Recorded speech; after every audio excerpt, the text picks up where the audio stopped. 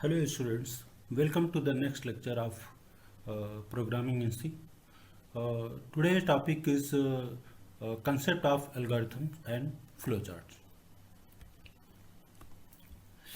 In today's lecture, I will cover the various topics like concept of algorithms, algorithm development, concept of flowcharts, flowchart development, its advantages and disadvantages, and then I will discuss about structured programming briefly. So an algorithm is a sequence of finite instructions often used for calculation and data processing. It is a type of effective method in which a list of well-defined instructions for completing a task will, when given an initial state, proceed through a well-defined series of successive states, eventually terminating in an end state. When user is telling the computer what to do, he also get to choose how it's going to do. That is where computer algorithms comes in. The algorithm is the basic technique used to get the job done. To make a computer do anything, we have to write a computer program.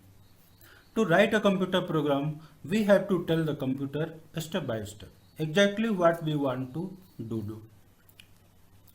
The computer then execute the program following each steps mechanically to accomplish the end goal. An algorithm is a specific set of instructions for carrying out a procedure or solving a problem, usually with the requirement that the procedure terminates at some point. Algorithm basically refers to the logic of program. It is a step-by-step description for how to arrive at the solution of a given problem. So now there are five important characteristics of an algorithm. That is input, output, definiteness, finiteness, and effectiveness. In case of input, it may accept 0 or more input. And in case of output, it must produce at least one output. Definite means each instructions must be clear, well defined and precise. There should not be any ambiguity. Finiteness means it should be a sequence of finite instructions or it should end after a fixed time. Effectiveness means that operations must be simple and carried out in a finite time of one or more level of complexity. The development of an algorithm is basic to computer programming. Developing a computer program is a detailed process which requires serious thought, careful planning and accuracy. It is a challenging and exacting task drawing on the creativity of the program. In order to write computer programs without any logical error, it is recommended that to prepare a recommended to the programmer to prepare a rough writing showing the step involved in the program, which is called an algorithm. An algorithm is step-by-step instructions as we discussed earlier, required to solve any problem.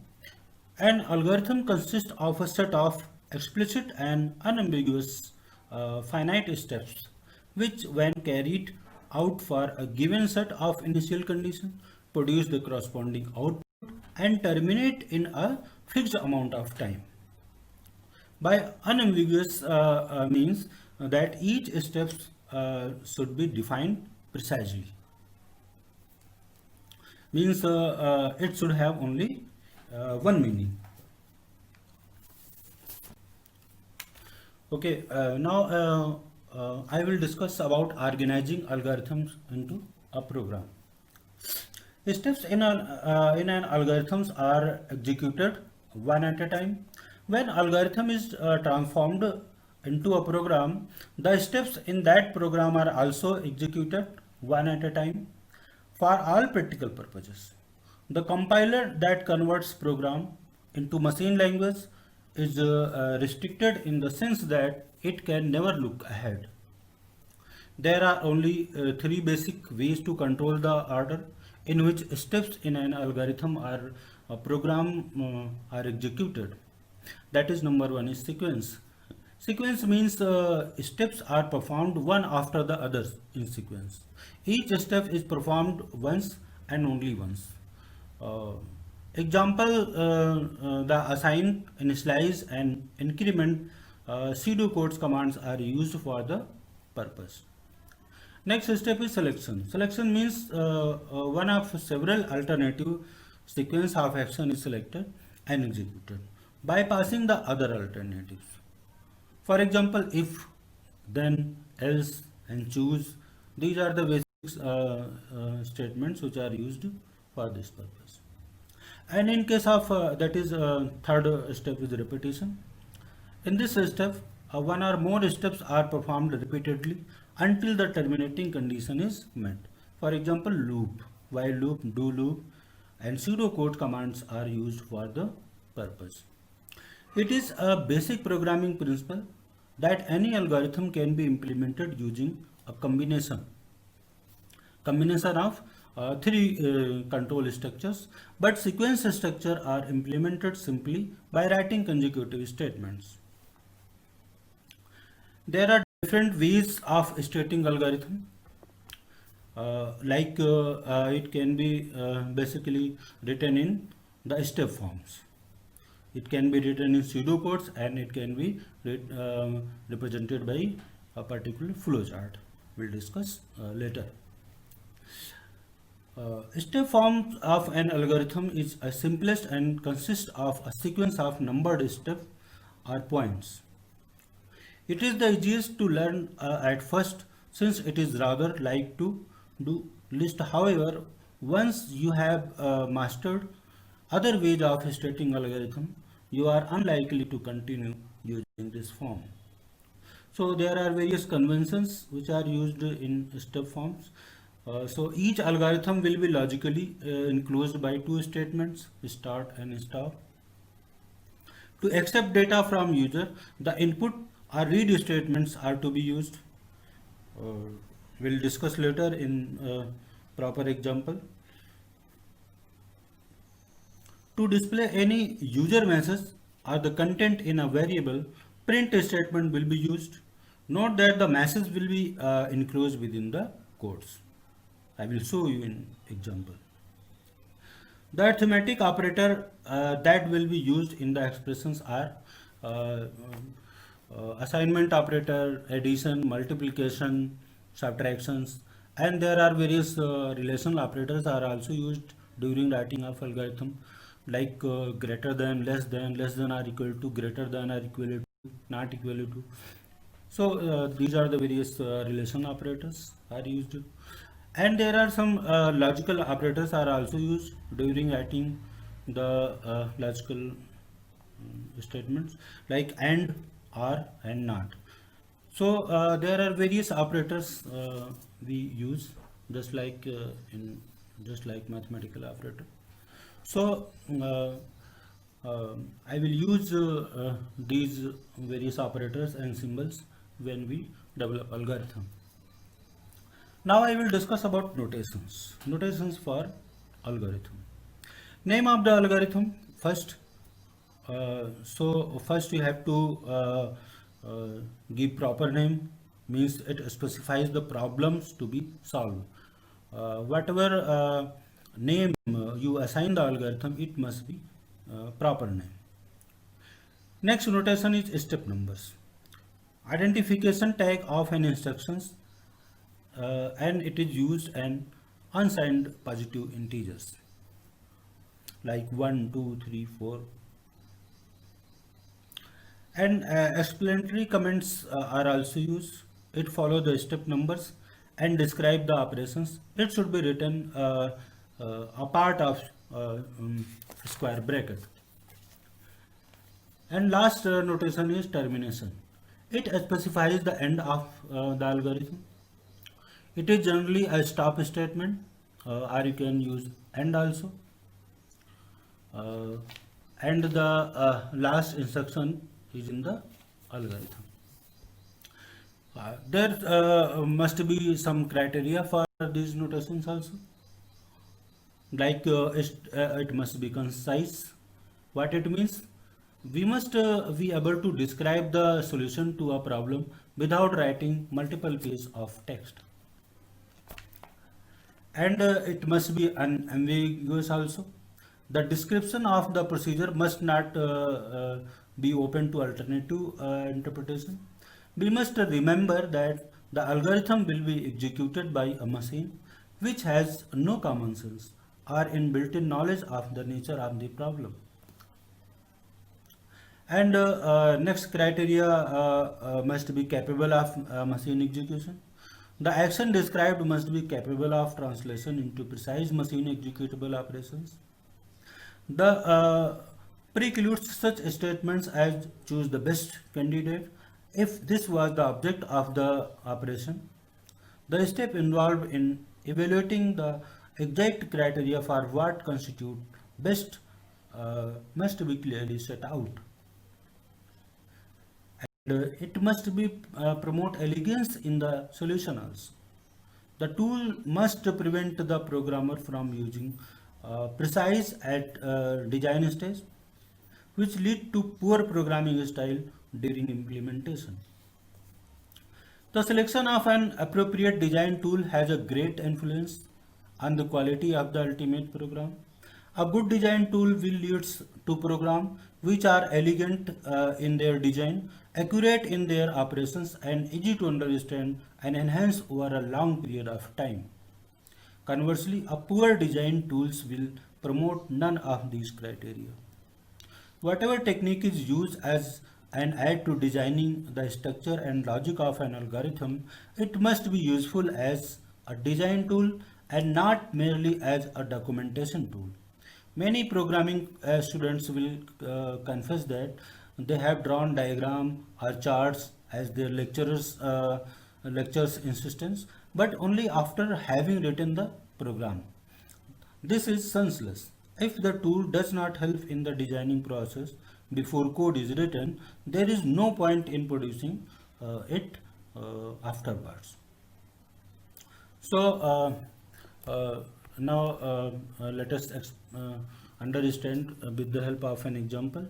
Here one example is given of an algorithm for addition of two numbers. As the characteristics I have discussed earlier, you just see there are various steps are written just to instruct the computer.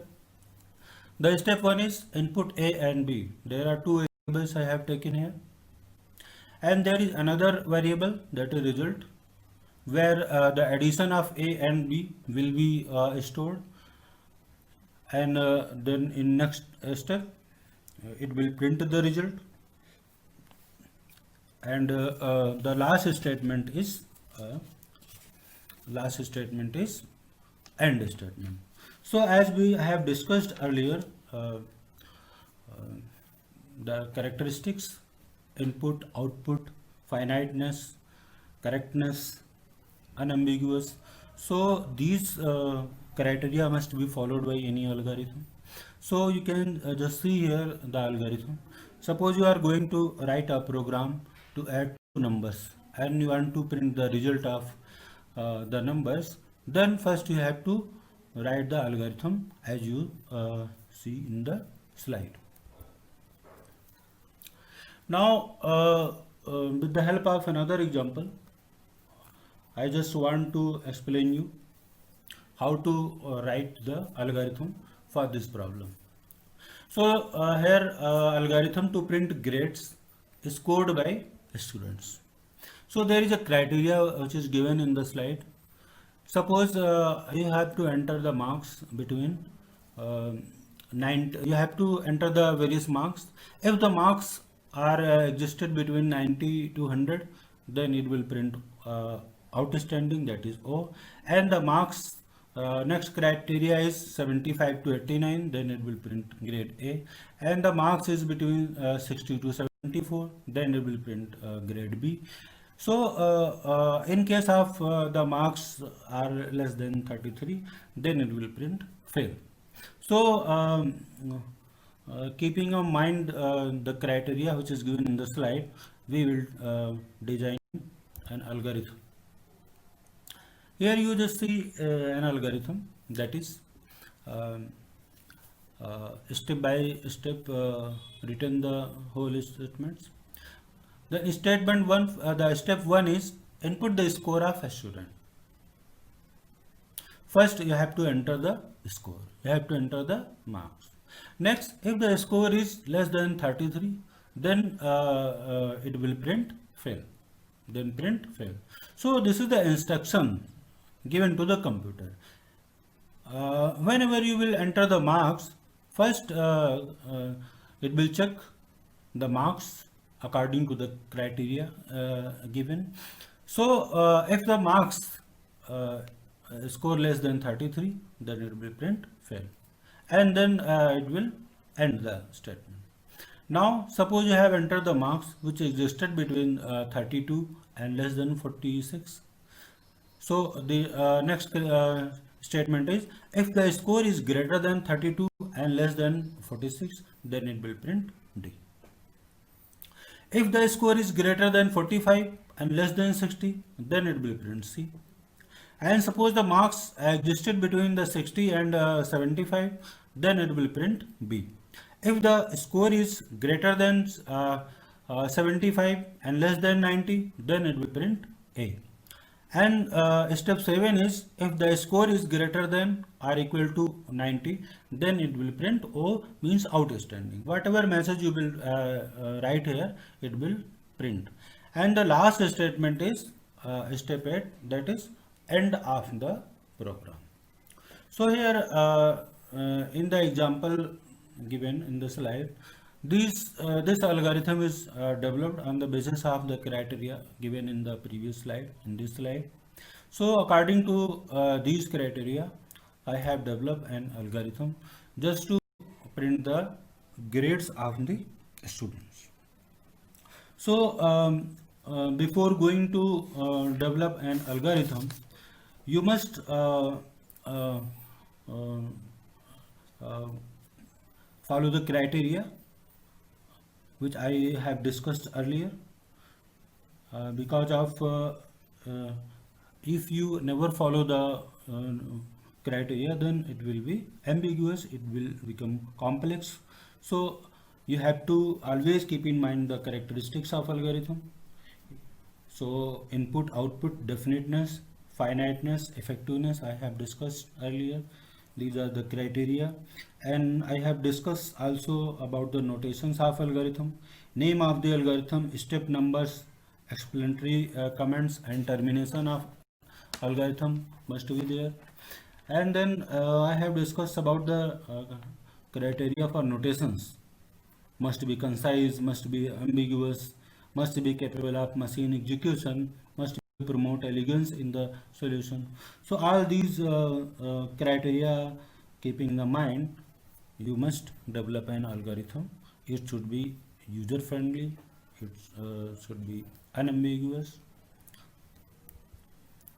Now there are various types of algorithms are there: dynamic programming algorithm, greedy algorithm, brute force algorithm, branch and bound, divide and conquer, like this. There are various kind of algorithms are there.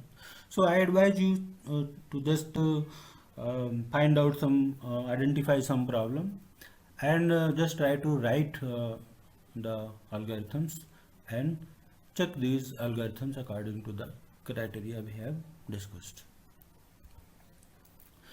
Now I will discuss about the flowchart. What is flowchart? Flowcharts are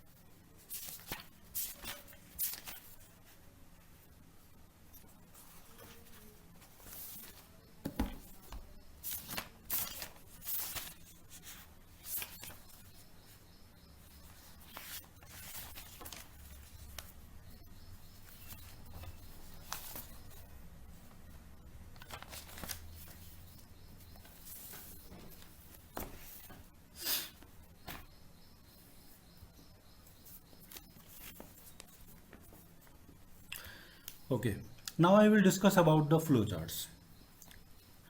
A flowchart is a visual representation of an algorithm.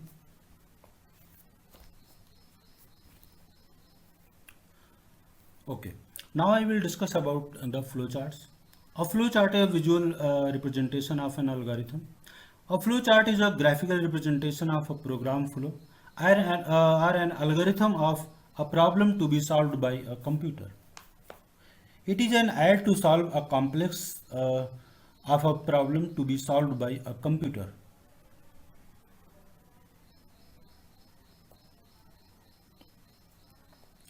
Okay, now I will discuss about flowcharts. A flowchart is a visual representation of an algorithm. A flowchart is a graphical representation of a program flow or an algorithm of a problem to be solved by a computer.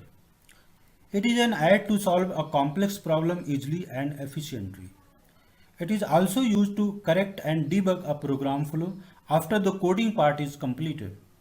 It is one of the best tools for testing and maintaining a software. We can say a flowchart is a graphical representation or diagram that is prepared by a programmer which represent a sequence of steps involved in solving a problem. It provides not only a detailed view of a program flow but also used as a blueprint of the software project that shows the journal plan, architecture, and essential detail of the proposed software structure. A flowchart is sometimes called as a logic diagram in programming. It allows a programmer to compare different approaches and alternatives on paper and often shows interrelationship amongst the various steps in the solution process that are not immediately apparent. Now I will discuss why we use flowchart, means reasons for drawing a flowchart. Since a flowchart is a diagrammatic representation of a program flow of a problem, it helps a programmer to get a good visual reference of the structure of a program. Flowchart not only serves as a program documentation, but also helps as a means to communicate with several programmers as it is language independent. It serves as a useful reference or a programming aid due to its simple and efficient method of representing the program logic of a problem. Flowchart allow a programmer to test alternative solutions to a problem without even coding the program. Flowcharts provide a method for easy checking. Although desk checking can be done at any stage of the programming process, it is much easier to find and correct logic errors prior to program coding with flowcharts. It helps in the easy structuring of an algorithm for solving a complex problem. A flowchart is usually regarded as an essential part of any documentation of a computer program. So, uh, the various flowchart symbols which are used in flowchart, I will discuss there. But first, I will discuss the need of flowchart symbols. What is the need of flowchart symbols? A flowchart uses boxes of different shapes to denote different types of instructions.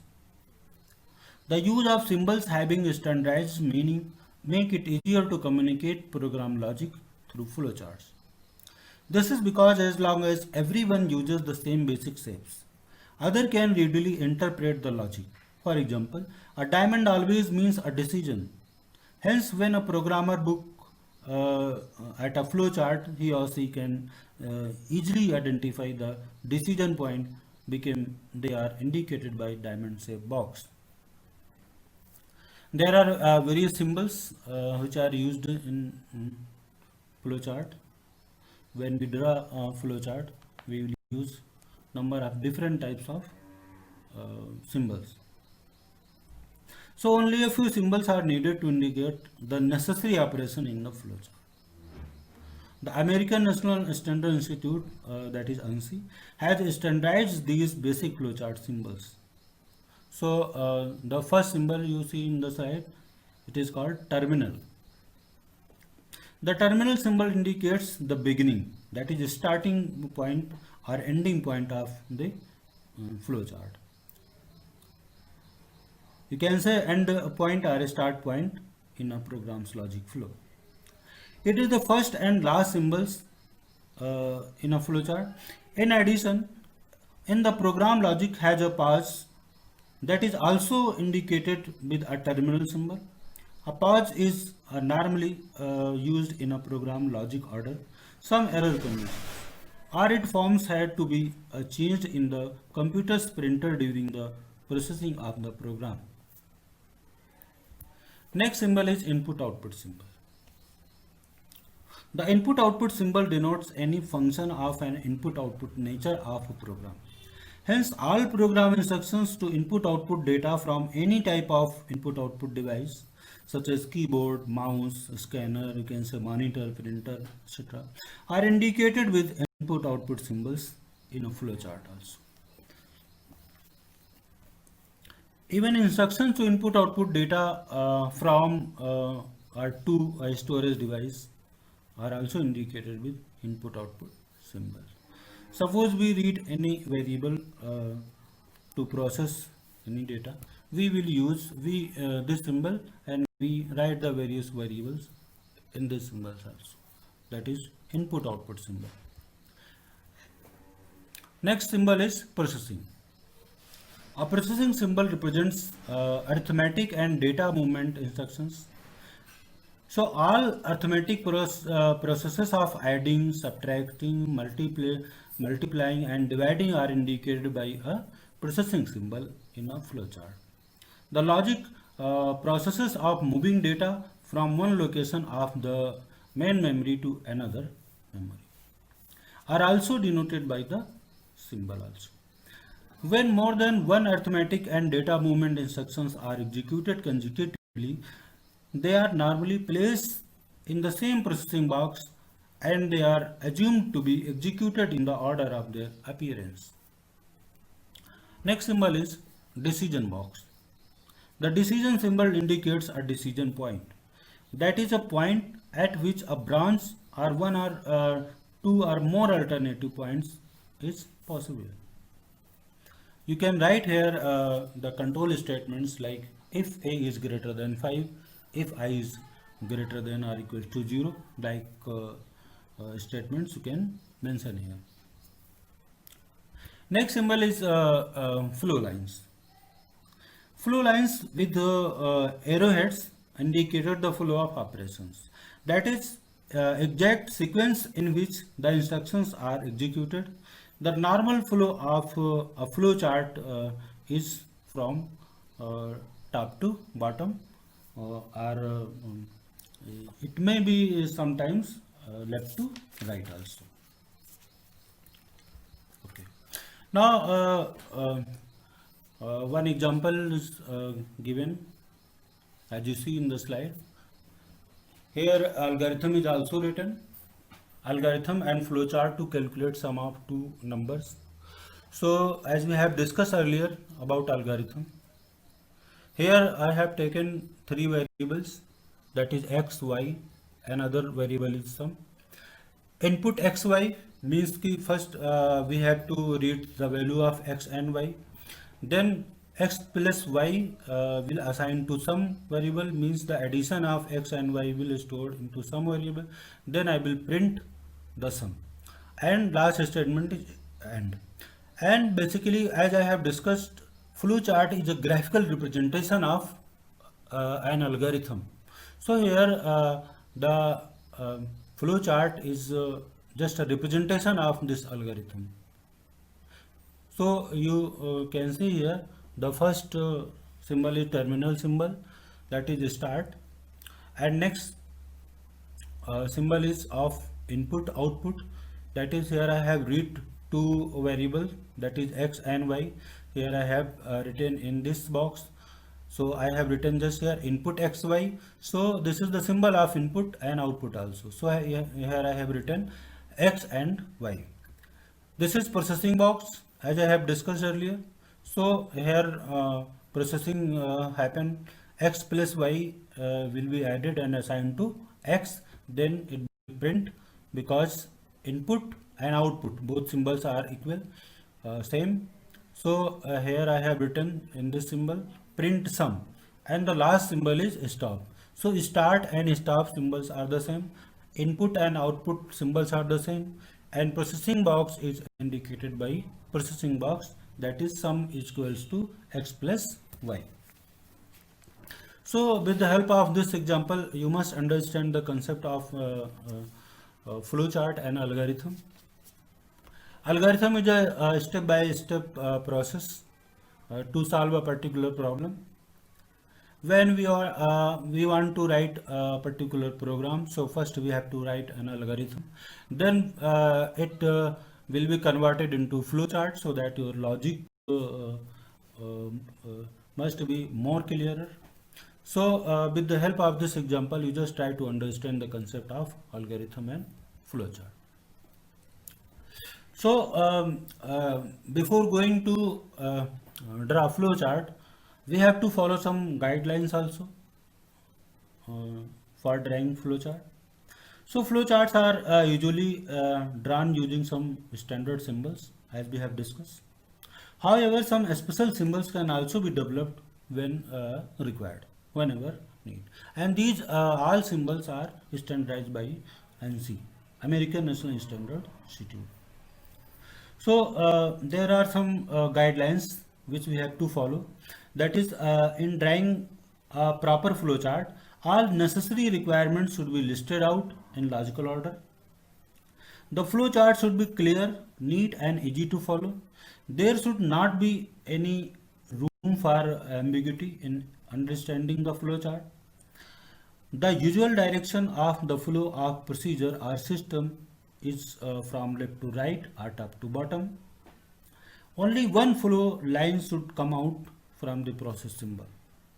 Only one flow line should enter a decision symbol, but 2 or 3 flow lines, one for each positive answer, should leave the decision symbol. Only one flow line is used in conjunction with the terminal symbol. Write within standard symbols briefly as necessary. You can use the annotation symbols to describe data or computational steps more clearly. If the flowchart become complex, it is better to use connector symbols. I have not shown you in the slide the connector symbol, but use the connector symbol to reduce the number of flow lines. Avoid the intersection of flow lines if you want to make it more effective and better way of communication. Ensure that the flowchart has a logical start and finish.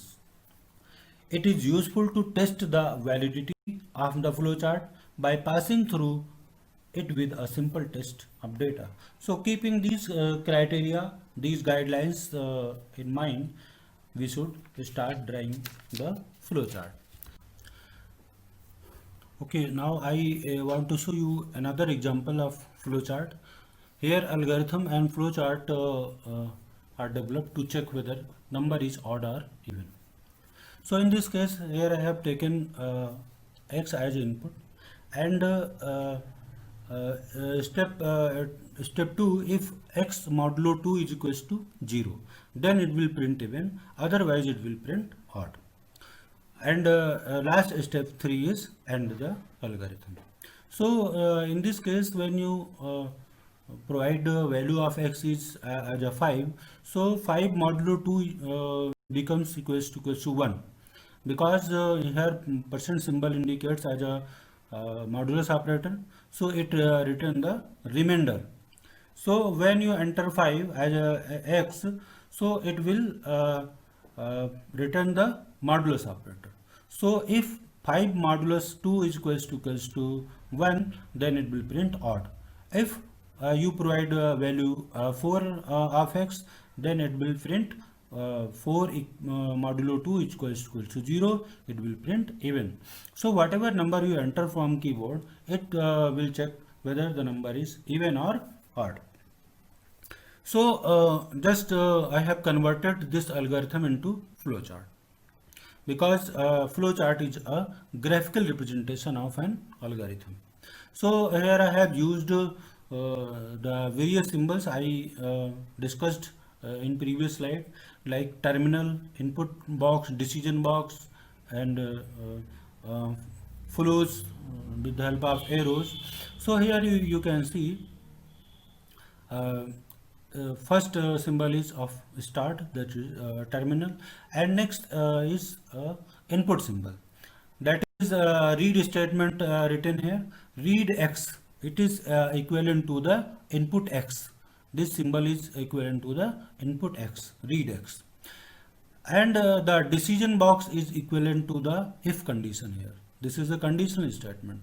So first it will check if x modulo 2 equals to 0. If s, then it will print even. If this condition is not true, it become no, then it will print odd and stop the program. So with the help of this flow chart, I think you must have cleared the concept of algorithm and flowcharts. Now I will discuss about the advantages and disadvantages of flowchart. So first advantage of flowchart is communication. Flowcharts are better way of communicating the logic of a system to all concerned.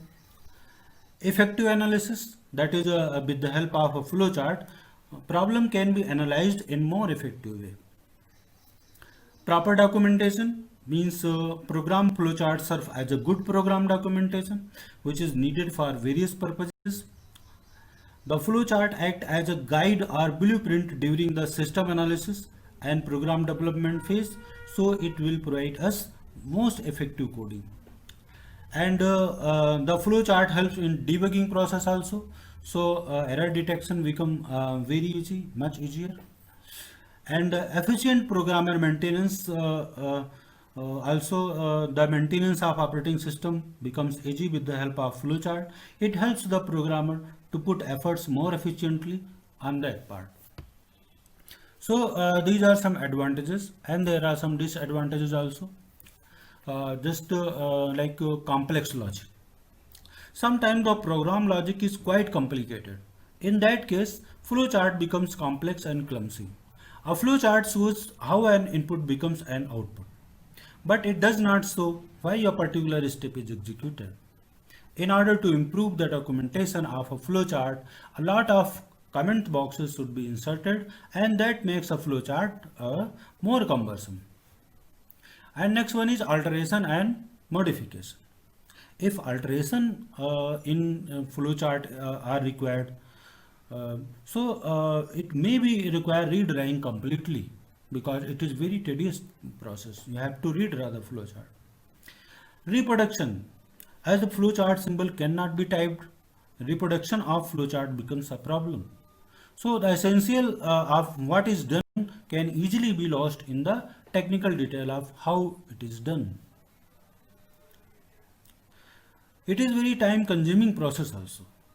Constructing a flowchart is time consuming process. However, the time spent in constructing a program flowchart is made up by saving in the coding and testing time. It is also subjective also. Flowcharts are very subjective because one programmer's flowchart for a particular problem may not be the same as that of another programmer's flowchart for the same problem. So in this lecture, I have discussed a lot about algorithms and flowcharts. We have discussed about algorithm and its various characteristics of good algorithms. I have seen the various examples and show you how to develop an algorithm step by step. And then I have discussed about flowcharts. I told you flowchart is nothing but graphical representation of an algorithm. I show you the different symbols which are used in a flowchart, and I also explain the various guidelines before going to draw flowchart. So I think you must have cleared the concept of an algorithm and flowchart properly. Okay, now I will discuss about the structured programming approach. As the word suggests, can be defined as a programming approach in which the program is made as a single structure. It means that the code will execute the instruction by instruction, one after the other. It doesn't support the possibility of jumping from one instruction to some other with the help of any statement like go to statement, etc. Therefore, the instructions in this approach will be executed in a serial and structured manner. The language that support structured programming approach are like C, C++, Java, C Sharp. So, in the assembly language like microprocessor 8085, the statements do not got executed in a structured manner. It allows jump statement like go to, so the program flow might be random. The structured program mainly consists of three types of elements: selection statement, sequence statement, and iteration statement. So the structured program consists of well-structured and separated modules, as you see in the slide. There is a main module which is divided into two sub-modules. Then we can say here two functions, function 1, function 2, and function 1 further are divided into two modules, function 3 and function 4, like that. So it means that the program uses single entry and single exit elements. Therefore, the structured program is well maintained, neat and clean program. This is a reason why the structured programming approach is well accepted in the programming world. Now, there are some advantages and disadvantages of structured programming. So, the structured program mainly consists of uh, three parts, as we have discussed earlier. That is selection, sequence, and iteration. When you will use some loop statement, then you will see how it works. So I will discuss here the advantages of structured programming approach. It is very easier to read and understand the program written in the structured programming. It is very user friendly also, and the program written in structured programming concept is very easy to maintain, mainly problem based instead of being machine based. Development is much easier as it require less effort and time also. You can say you can save your time in this approach, and error detection of the program is much easier in the structured programming concept. As you see in the previous slide, the one modules is divided into various other modules, and further the modules in divided into sub modules. So error detection is much easier, so we can say easier to debug. And the code written in the structured programming is machine independent mostly. So these are the various advantages of structured programming. Now I will discuss about the disadvantages of this approach. Since it is machine independent, so it takes time to convert into machine code into uh, um, uh, convert into machine codes. Like there is a need of translator here. The converted machine code is not the same as for assembly language, because in case of assembly just to convert, there is was a um, translator known as assembler, which converts object code, source code into object code. And the programmer depends, the program in a structured programming depends upon changeable factors like data types. Therefore, it needs to be updated with the need on the go. Usually, the development in this approach takes longer time as it is language dependent, whereas in the case of assembly language, the development takes lesser time as it is fixed for the machine. So, as we have discussed here, the various advantages and disadvantages also. So, you must always keep in mind, in case of structured programming, the particular module in divided into various submodules, so that the program maintenance become easier, debugging is much easier, maintenance of program much easier. It is less time consuming. The programs written in structured programming are clear, easier to understand and easier to read. So these are the various advantages and disadvantages of structured programming approach.